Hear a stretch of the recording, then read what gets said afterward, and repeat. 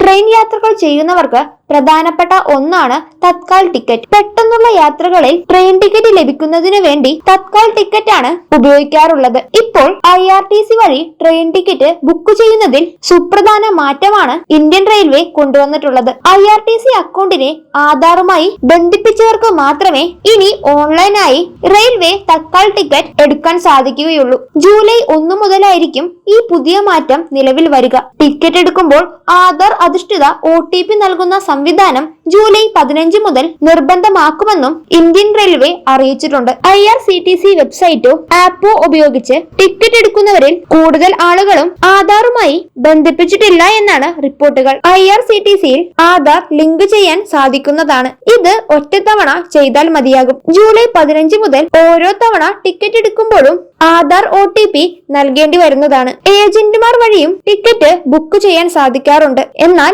ഏജന്റുമാർ വഴി ബുക്ക് ചെയ്യുന്ന തത്കാൽ ടിക്കറ്റുകൾക്കും ബുക്കിംഗ് സമയത്ത് OTP നൽകേണ്ടതുണ്ട്. ആധാറുമായി ബന്ധിപ്പിച്ചിട്ടുള്ള മൊബൈൽ നമ്പറിലായിരിക്കും OTP വരിക. തത്കാൽ ടിക്കറ്റ് ബുക്കിംഗ് തുടങ്ങി ആദ്യത്തെ അരമണിക്കൂർ ഏജന്റുമാർക്ക് ടിക്കറ്റ് ലഭിക്കില്ല എന്നും ഇന്ത്യൻ റെയിൽവേ വ്യക്തമാക്കിയിട്ടുണ്ട്. AC ക്ലാസുകൾക്ക് രാവിലെ 10 മുതൽ 10:30 വരെയും non-AC ക്ലാസുകൾക്ക് രാവിലെ 11 മുതൽ 11:30 വരെയുമാണ് തത്കാൽ ബുക്കിംഗ് നടക്കുക.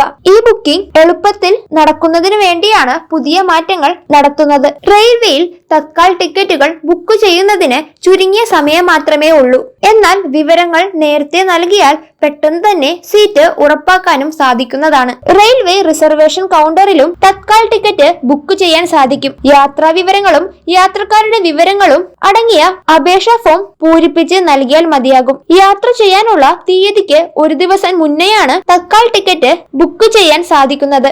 സാധാരണ ട്രെയിൻ നിരക്കിനേക്കാൾ കൂടുതലായിരിക്കും ഇങ്ങനെ ടിക്കറ്റ് എടുക്കുമ്പോൾ. മാത്രമല്ല ക്ലാസുകൾ അനുസരിച്ച് ടിക്കറ്റ് വിലയിലും വ്യത്യാസങ്ങൾ വന്നേക്കാം. ജൂലൈ 15 മുതൽ ആധാർ അടിസ്ഥാനമാക്കിയിട്ടുള്ള OTP പരിശോധന നടത്തിയ ബുക്കിംഗുകൾ മാത്രമേ ടിക്കറ്റ് ലഭിക്കുകയുള്ളൂ. അടിയന്തര ആവശ്യങ്ങൾക്ക് കൂടുതൽ ആളുകളും തത്കാൽ ടിക്കറ്റിനെയാണ് ആശ്രയിക്കാറുള്ളത്. ഇനി ടിക്കറ്റ് എടുക്കാൻ പോകുന്നവർ പുതിയ നിയമങ്ങൾ കൃത്യമായി തന്നെ മനസ്സിലാക്കേണ്ടതുണ്ട്. ജൂലൈ 1 മുതലാണ് ഈ മാറ്റങ്ങൾ വരുന്നത്.